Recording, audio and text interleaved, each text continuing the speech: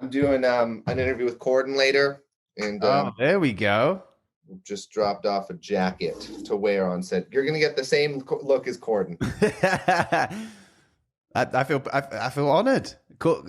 James and Lou. There we go. And JP. I mean, There's, there's the look. there's In My Feels.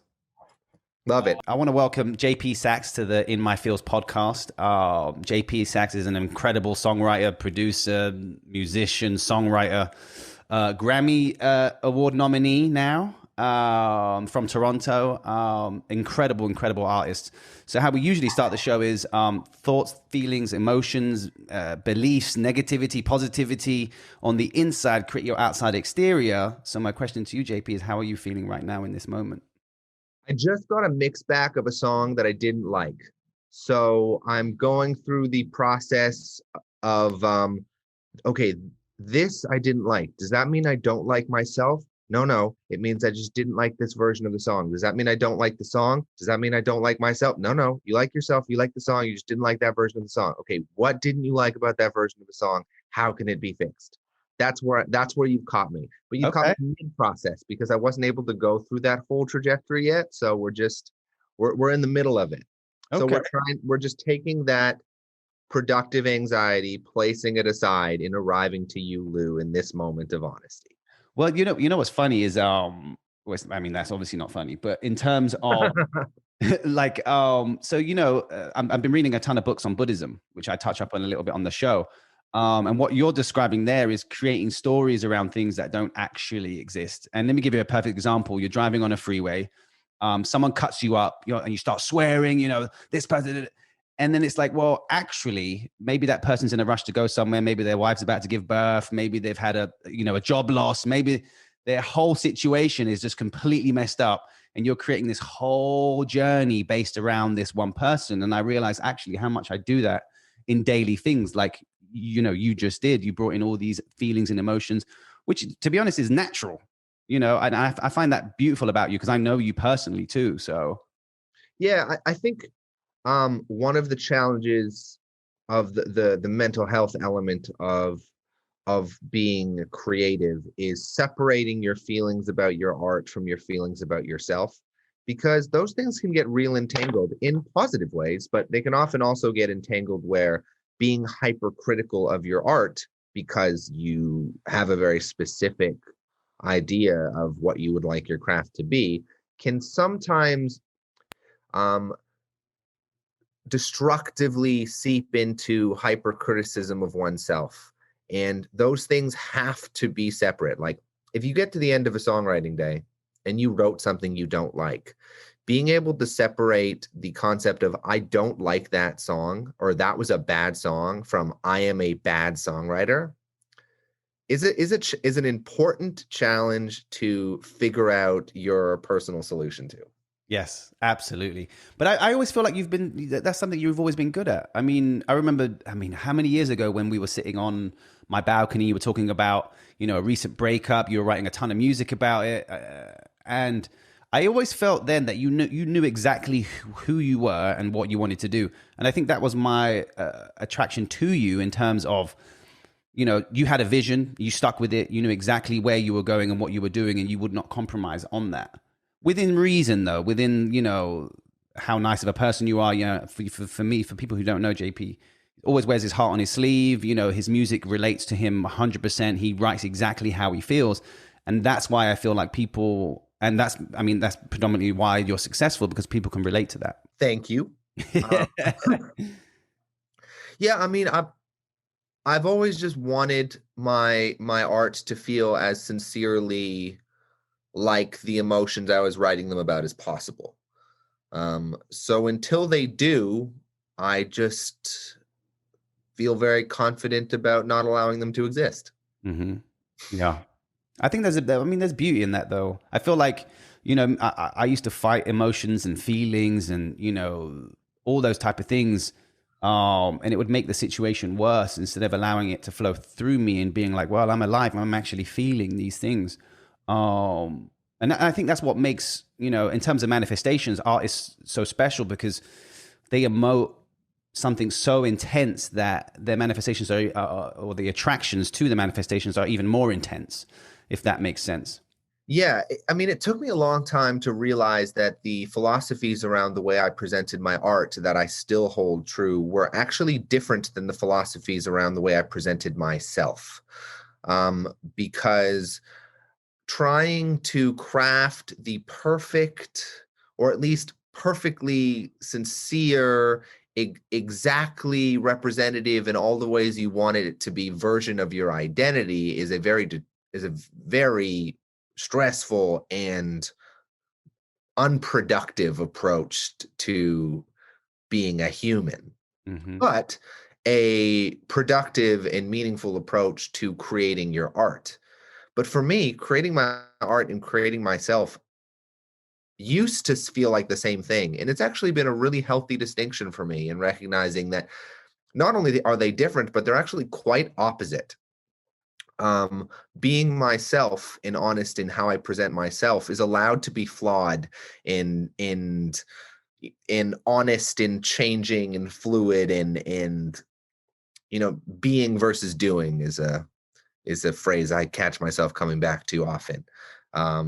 Whereas with my art, because it has to, it's a timestamp. It's concrete. It exists and then it lives in an unchanging way. That's a much more thoughtful process, a much more uncompromising process. Beautiful and a lot less anxiety inducing when I just let it happen. Yeah, absolutely.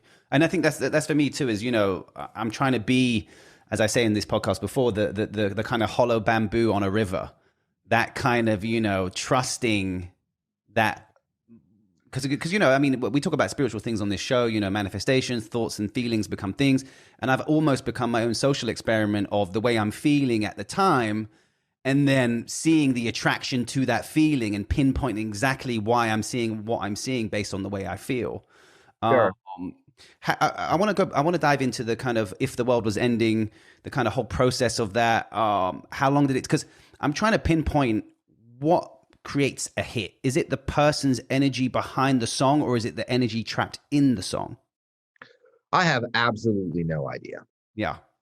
But it also could be the resistance to you, because you hear about artists, for example, Kelly Clarkson, Since You've Been Gone. She hated that song and it became one of the biggest songs of her career. Now, that's not a manifestation of her hating the song, but maybe it was the energy trapped in the song that became the hit. So I'm trying to pinpoint just dive a little bit on the writing process of that. Did it come easily? Was it a struggle? Was it something as an afterthought? I had written If the World Was Ending, You'd Come Over Right as a lyric for a different song. And I didn't like it in that song. It didn't feel emotionally accurate in that other song, but I liked the idea, so I saved it. And then a year and a half later, an earthquake in Los Angeles, July 4th, 2019, reminds me of the lyric, which just happened to be a couple weeks before my session with Julia Michaels. So I decided to save the idea for Julia and told her the idea, and we started talking about what it would take for your otherwise good reasons not to talk to the people you don't talk to seem irrelevant. And in that moment of the earthquake, if everything was going to absolute shit, who would you want to be with that on a regular non-apocalyptic day you may very intelligently decide to avoid? And the song kind of just fell out of us. I mean, it was an extremely special session. There was a lot of energy in that session. But I don't know. I mean, I to your question, like what makes a hit a hit? I feel like the beauty of it is like you never really know. I mean, I would imagine that any future success I will have with big songs that don't exist yet, what they will have in common is that they are sincere. Other than that, they could be any number of things. What they're about, the tempo they are, the instrumentation they are. I think they're going to feel honest. But beyond that, I don't know what they will have in common. Yeah. I feel like the stars aligned for that song and exactly what was going on at the time and the way the creative consciousness was feeling about everyone at the time too with this song.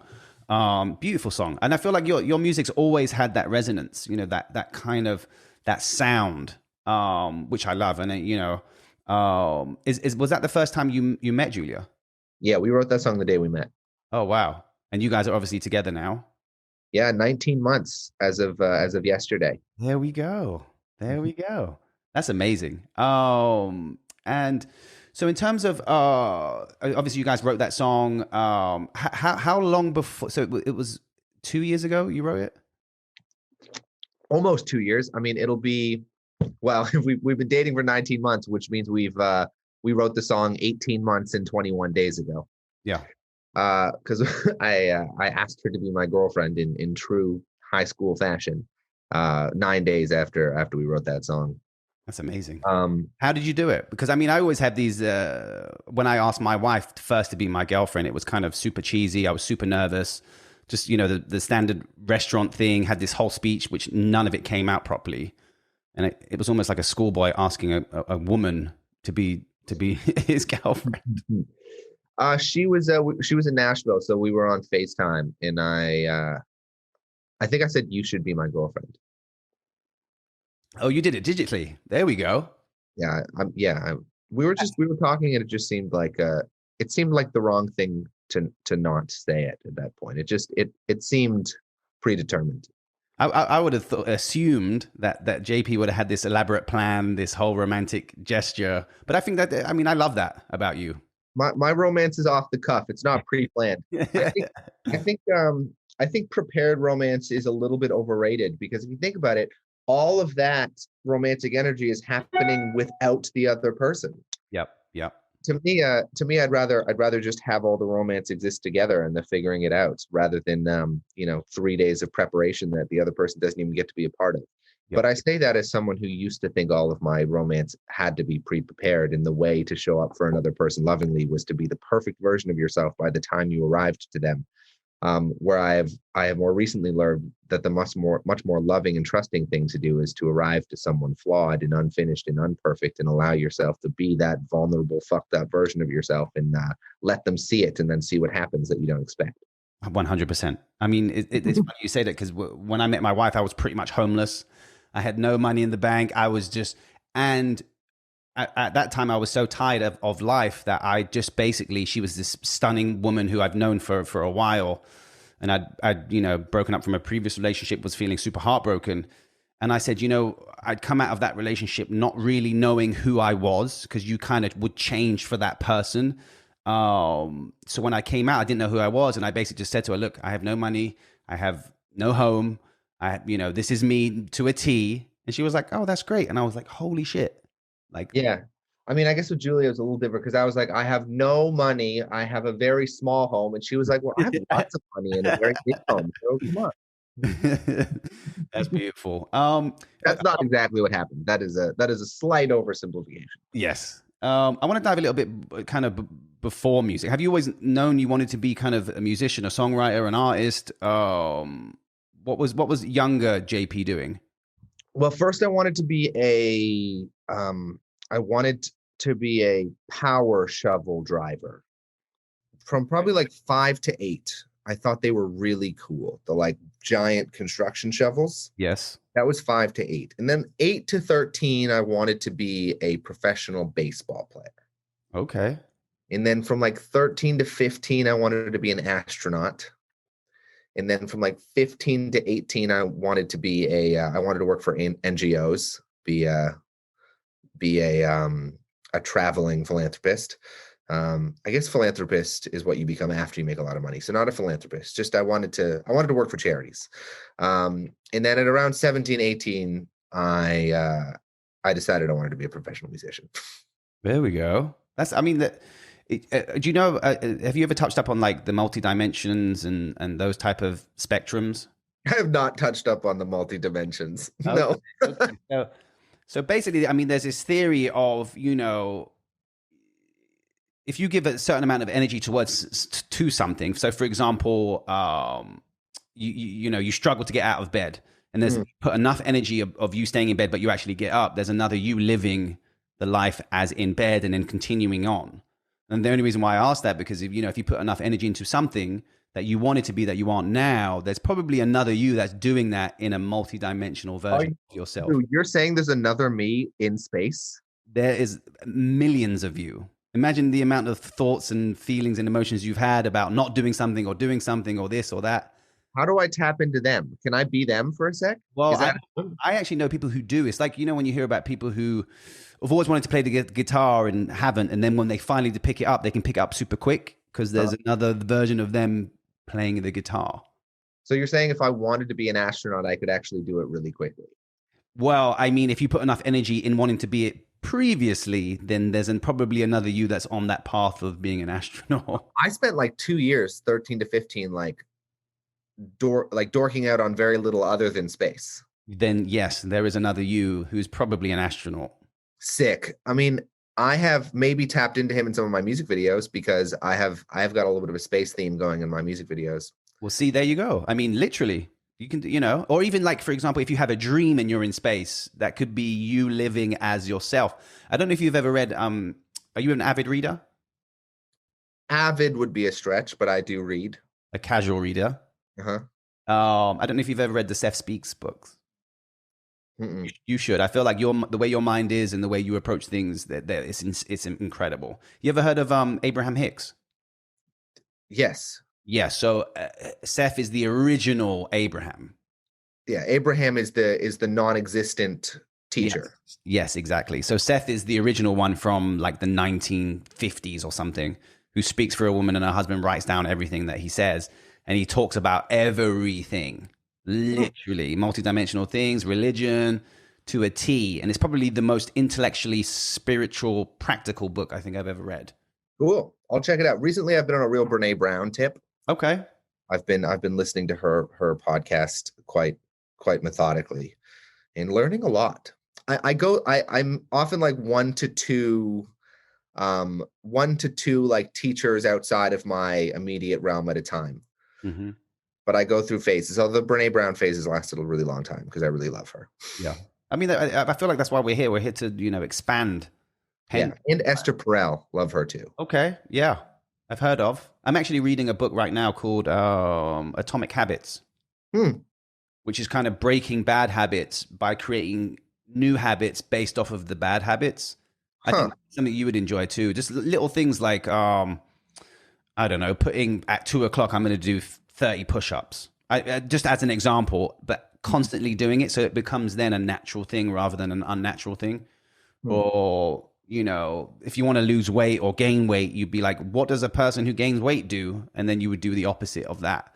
It's actually pretty good book too. I want to dive in a little bit on like mental health and anxieties and stuff like that with you.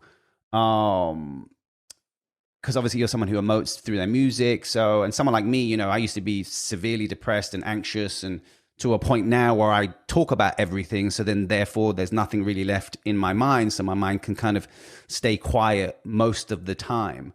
How do you deal with that? How what's your process, should I say? I guess everyone's still learning their process.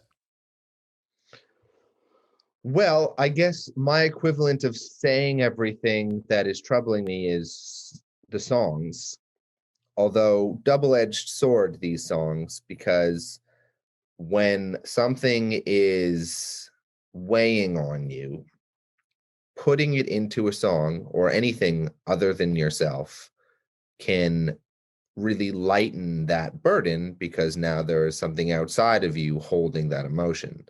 But the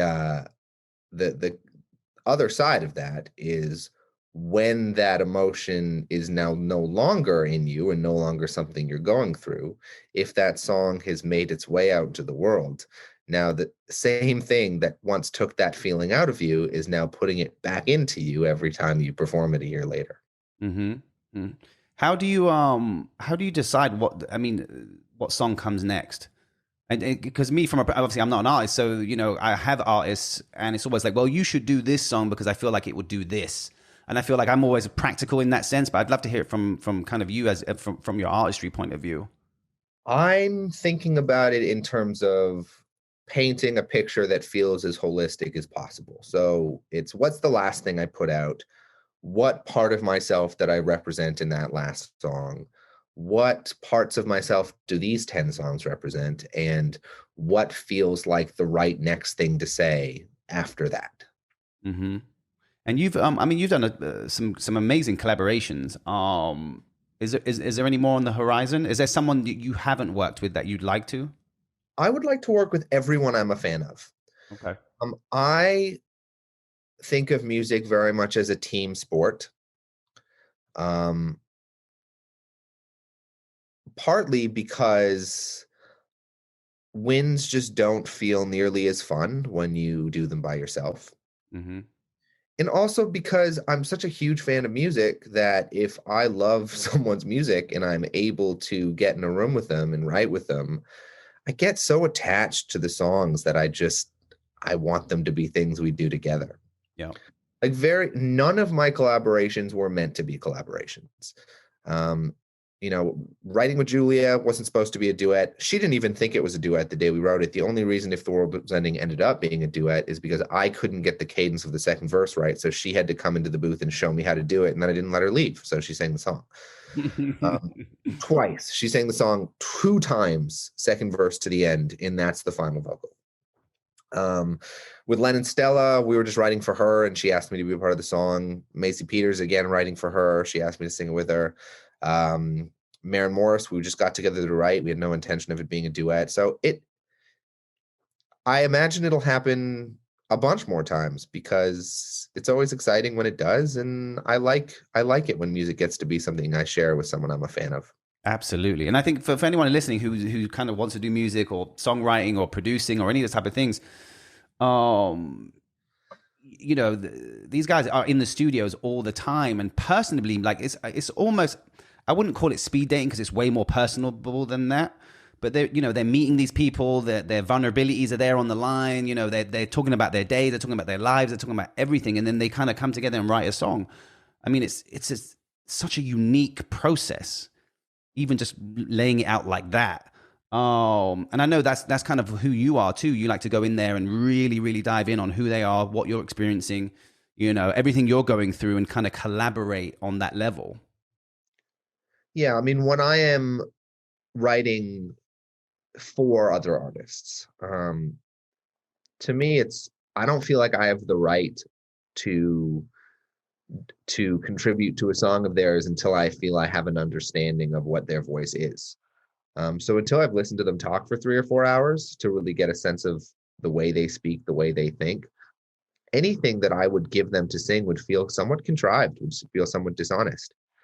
And when a session is good for me, it's we've just talked for 3-4 hours and you've been telling me all kinds of things. And, we weren't even thinking about the song, but then, I'll call back to something you said 2 hours ago and be like, all right, so that thing you said feels a little bit like a verse. And this thing you just said feels a little bit like a chorus. And maybe that thing you said at the very beginning of the conversation is kind of a pre-chorus.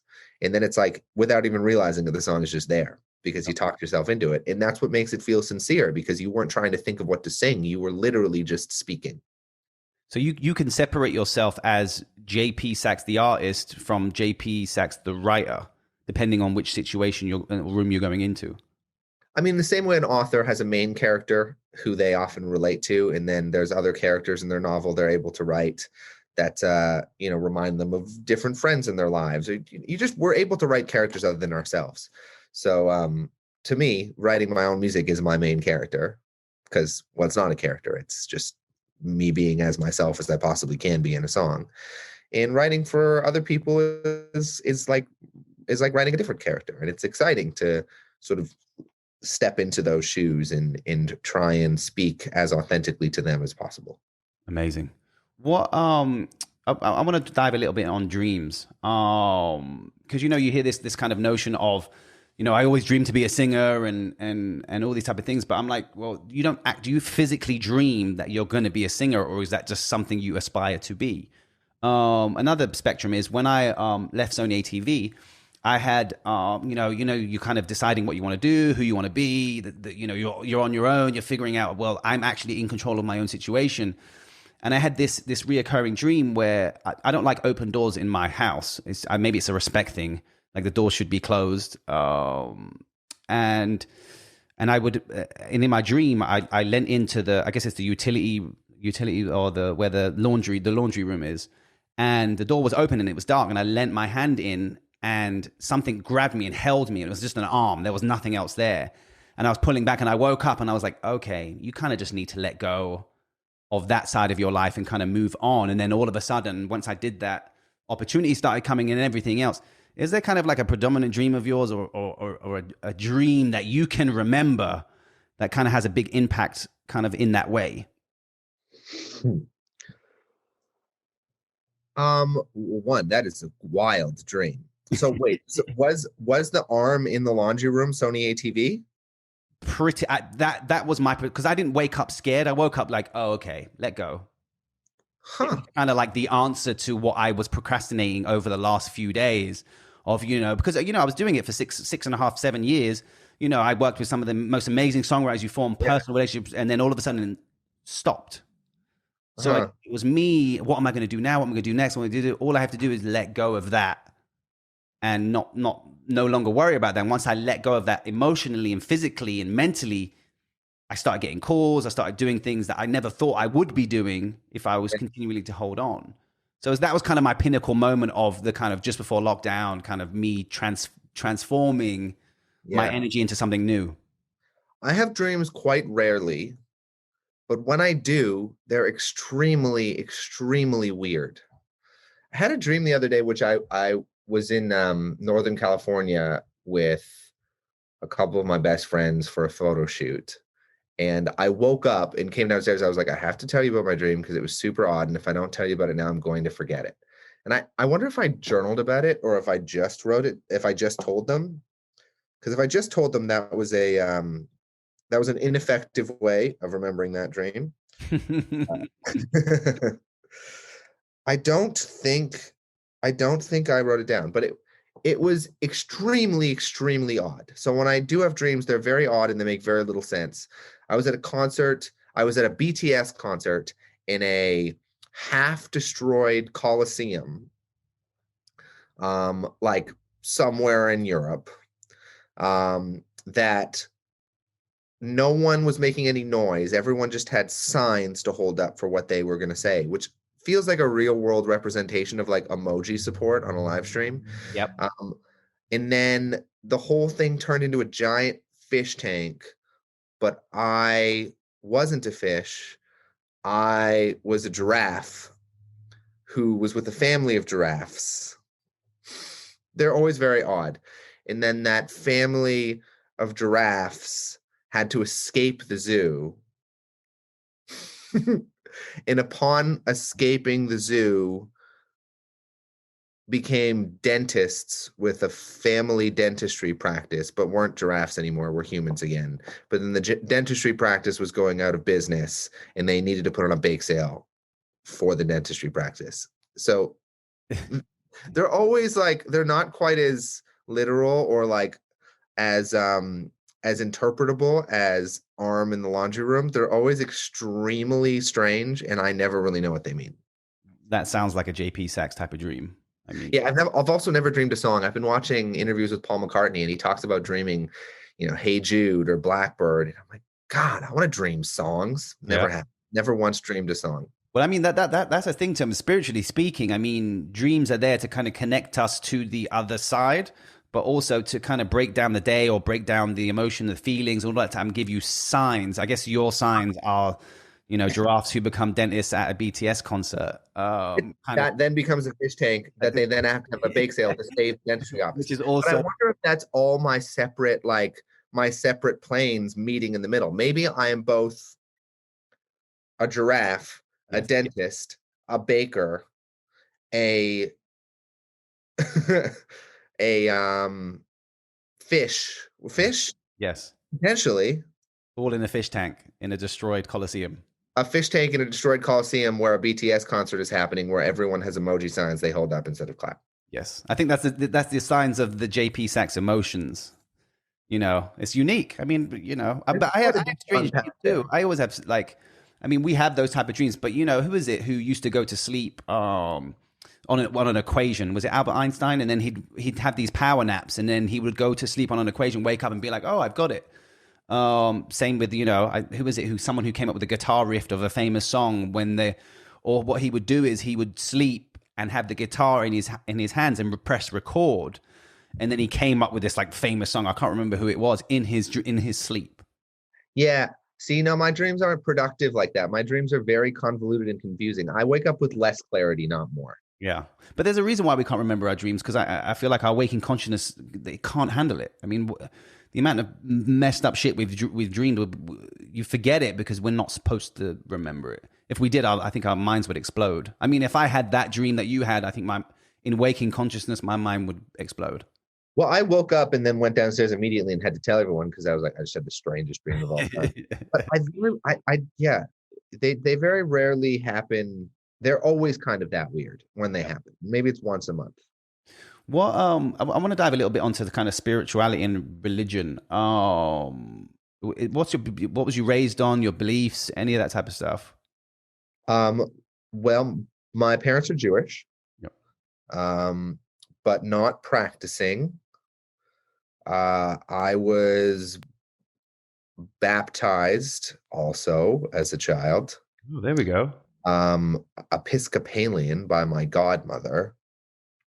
What is Episcopalian? I have no idea. I was like pescatarian? No, that's something else. And I was also received a papal blessing, which my mom had framed from John Paul II. Okay. So bases were covered on religion. Like in the first month of my life, I had a bris, so Jewish rituals covered. I had a baptism, and I had a papal blessing. So we had 3 major Western religions bases covered, which I'm not sure if this was my parents' intention, but I think it was like some Pi Patel shit. They just wanted me open to whatever lane I chose to walk down. And I went with none of them. Well, not none of them. I identify with my Judaism in the sense that I'm very proud of my Jewish lineage. And I'm very proud of what my family overcame because of their Judaism. So, and I also feel like not embodying that would feel disrespectful to the members of my very close relatives not very long ago who were killed in the Holocaust because they were Jewish. But I mean, I haven't been to synagogue since I was 13 years old and bar mitzvahed. I went to church a couple times early in my time in Los Angeles, but mostly because I was lonely. And people at the church I went to in Los Angeles were quite friendly, but it was only like 3 or 4 times. And one time on, I think this was New Year's Eve, maybe 2016, I went to this big church in Los Angeles and met someone who asked me if I wanted to spend the night handing out hamburgers to the homeless. And I was like, all right. So I got in her car. We got like 100 Big Macs. And then she proceeded to follow Jesus's direction. Like literally, Jesus, take the wheel. Yeah. Like Jesus says, turns left. There's people who need us over here. Jesus says, park here. Jesus says, go down this alley. And then we handed out hamburgers. That's amazing. Like she literally was just going off instinct. Well, she wouldn't say instinct. She would say Jesus's instruction. So she would say, oh, Jesus told me to turn left. That is what she was saying. Wow.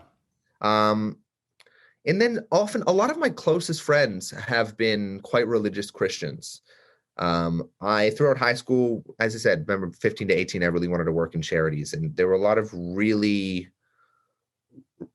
really beautiful humans I met in that part of my life who have a really stunning relationship with their Christianity. One of whom moved to Uganda and spent the last 6 years living in northern Uganda and adopted a child there. And I mean, that his relationship with Jesus is so moving to me. So long-winded answer to I found a lot of beauty in a lot of different angles of different religions that I have delved into at different times of my life. Yeah, I'm the same. I mean, I just finished some text on Buddhism, which I love the practicality of it. it's a very mental type of, it's not even a religion, sorry. It's more of a something that is. I'm actually reading solely the teachings of Jesus. Like nothing else is in there. No other opinions. It's literally the words of Jesus, which I found quite fascinating. My next one will be, I guess, Islam and a bunch of others, just because I feel like I don't know enough about them, but I feel like they all touch upon the same things, or should usually touch upon the same things. I guess this brings me up to my next point is, I guess, thoughts on life after death. Do you have any, reflections on them, or any thoughts or fears or any of that type of stuff? And the reason why I'm asking is because I'm at a point now where awareness for me is everything. And the more I've become aware of everything, the less I know about anything. Like, I really don't know shit about shit, but it also makes me feel like I'm comfortable with that because I don't know. Yeah, I think I don't know is a pretty like mystically powerful thing to just like really take comfort in. Mm-hmm. I'm a big fan of accepting the answers that we just couldn't possibly have. I think to me, answers are very limiting things.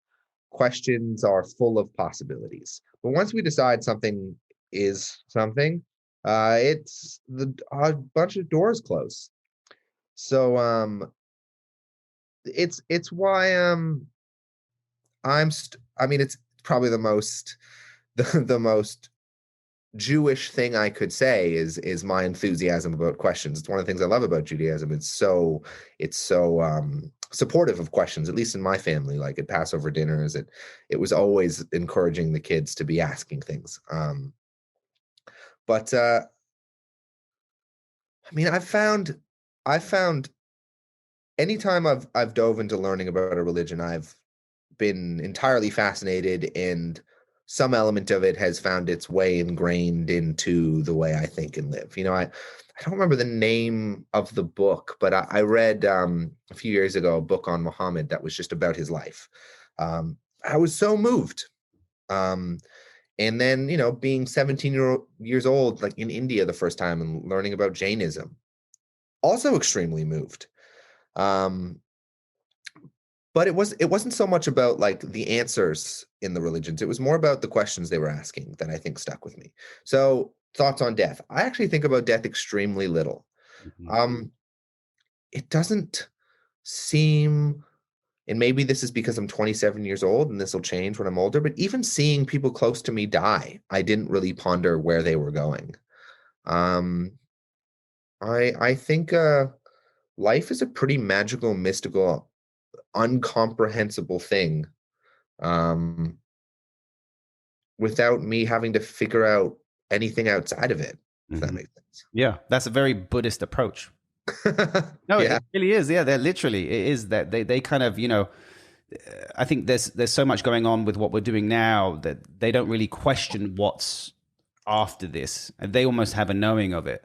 Because I've had a ton of NDE. I find it fascinating, the whole the magical approach of the universe, and it's magic. I'm not from a magical background at all. I'm from a hardworking. What is a magical background?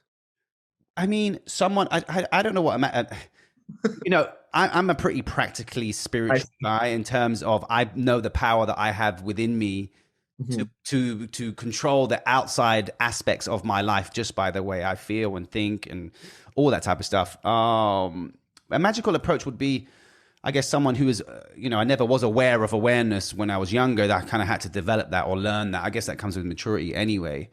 But there's still some people who don't mature and aren't aware of anything. The fact that they're even living or breathing, or an actual billion gazillion cells that are each kind of doing their own thing within your body.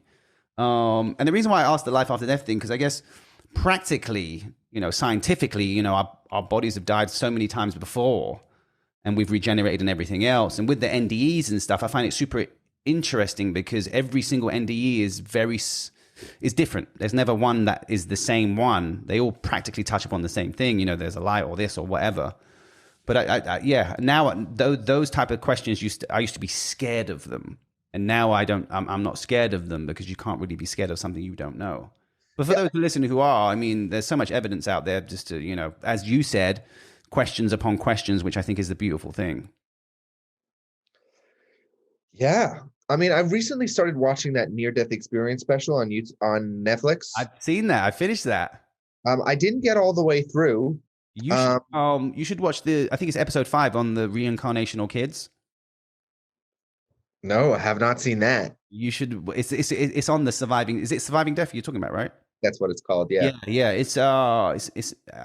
I mean, for those, I don't want to ruin it for you, but it's amazing. Like these young kids just know exactly who they were before, and a guy basically just questions them on it, presents them with a ton of photos, and they just have to pick the ones that resonates with them, and they're like, "Yep, that's my previous mom. Yep, that's my previous dad. That's the park I used to play in. This, or like I used to be a fighter pilot. This is where I went down. This is where you ask so and so from private so and so from which regiment. He knows me," and you're like, "What is going?" And these kids are like 3 years old. Yeah, that's pretty unbelievable. I think I'm very grateful that my parents never prioritized any sort of concrete answers to things as a part of my upbringing. Because I've definitely seen people around me who were brought up with that sort of concrete answer to things. If they don't live their life in accordance with the answers that they were first taught, it's very hard to replace concrete thoughts in your upbringing with intangible ones later on. I think I've so often seen people in my community when they're trying to, maybe unlearn something they were taught, they're looking for an answer to replace it with, which I think just gets even more complicated. Yeah, because answers are flawed, and questions questions without the desire for an answer to them is an exciting place to live. yes. I find that very freeing and peaceful.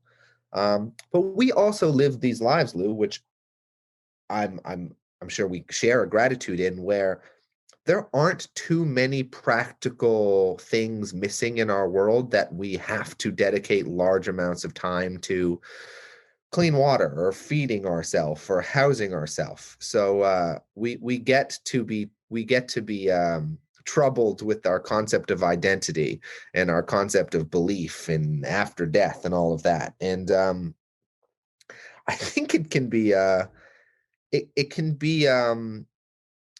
a struggle of abundance to be so overwhelmed by trying to figure out the meaning of things, because so much of the meaning that we would have found in just being able to sustain ourselves, because it came so easy, we're looking for much more complicated things for fulfillment than we would if we were just had to feed our kids and ourselves and house ourselves, and then we were like, yes, my life is purposeful because we are living and I'm happy. Yeah, yeah. That's such a beautiful perspective. It's true. I mean, the key to happiness for me is appreciation on a macro level, which you're talking about. I have, my fridge full of food. I have water. I have all these things that I don't have to kind of worry about, and that keeps me on a resonance level of appreciation, which then feeds into my happiness. So when something bad comes in, I can knock it off and being like, well, look at everything around me that I have. And what can I do to help? Yeah, well, I think to me, joy comes from, in my opinion, solving problems. Yeah. To me, a feeling of purpose comes from solving problems, comes from overcoming things. So when you have your more basic overcomable things already covered, you got to get a little bit more complicated with the things that you need to overcome. And then if you're not overcoming them, or you're not finding solutions to those problems, you feel like something's wrong, like something's missing, or like something's wrong with you, something's missing in you. And that's tricky. I think that's tricky. It's a slippery slope of sounding like a total prick talking about that, but I do think the more complicated, the more nuanced the problems we expect ourselves to overcome, the harder it is to feel like we're doing something worthwhile. There we go. JP Saxe, the motivational speaker. Yeah, I mean, I've read a couple books. Last question. I won't take up too much more time, more of your time. But how do you? I mean, I want to know this from you. How do you vision love? How do I envision love? What kind of love? I feel like you're the perfect person to kind of analyze this. See, I'm gonna argue with you there because I think often songwriters are looked at as people who are supposed to be like pillars of what it means to No, not songwriters, JP. I'm talking about specifically. you. I am better at okay, well, how do I envision love? Yes. Well, right now it's a really beautiful 27-year-old brunette named Julia who is more selfless and endearing than anyone I've ever known, who I find love in different parts of myself just by seeing her exist on a regular basis. There we go. I get see. To be honest, a ton of people struggle with that question, and I have struggled with it before. But I feel like with this whole, we romanticize love from movies or from conditioning or from our parents or any of that type of stuff. But I mean, for me, I work with my wife. We've been locked down for a year and however long, I can't even remember, and it's been the best time of my life. Because I don't think it's necessarily the pressure of that first year of relationship is like sheer bliss. And then after that first year, there's a couple cracks that show, maybe some jealousy comes in, maybe some bullshit that shouldn't even be there. And you go through those kind of stages. And then once you kind of just accept that person's your lifelong partner and your best friend and someone you want to spend time with, it's someone you love deeply about, you watch sad movies and cry with. Like for me, that's how I vision my love, not as a romanticized notion of a movie or any, even though I love romanticized movies. I think the love comes in, Lou, when shit starts going the way you didn't envision it. Yeah. Okay. To me, like the love is easy when it's on the track. It's when all the stuff starts happening that you couldn't have imagined happening, where you actually get to see what love feels like. In my experience, 100%. And I've had many derailments. Yeah, it's the derailments that I think the love lives in, because it's really easy to love someone when everything is just going swell. That shit's the easy part. And I feel like you can make it work with plenty of people when it's problem free. If it's just about like cuddling and ordering takeout and watching fun movies together, like probably do that with a fuck ton of people. But the derailments, the shit you don't expect to happen, the just unimaginable turns in life that you're like, all right, are we going to turn together? To me, that's when the love really shows up. That's when it comes in. That's when it gets real. There we go. I tell you, this has been amazing. JP, you're a beautiful human. Keep making beautiful music. Congratulations on the Grammy nomination. Thanks.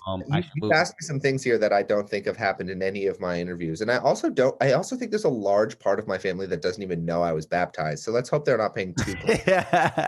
I'm going to purposely create this as an asset and be like, Reverend Saxe.